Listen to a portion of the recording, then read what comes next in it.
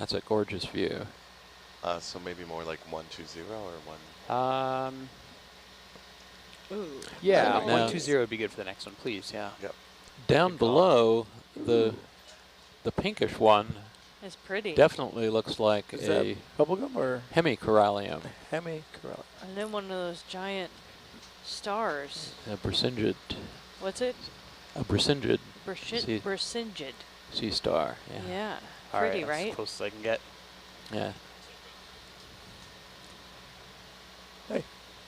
It's interesting coming in end on like this. We don't usually see it from this perspective. It's kind of hard to image. I do really like with Reminds the me of planar Japanese corals, you gardens. can really see the Yeah. orientation like so obvious. I'm gonna get a weird perspective here with the lights on top, and we'll look underneath. Yeah, that's pretty. Nice, Trevor. Yeah. Can we zoom in, please?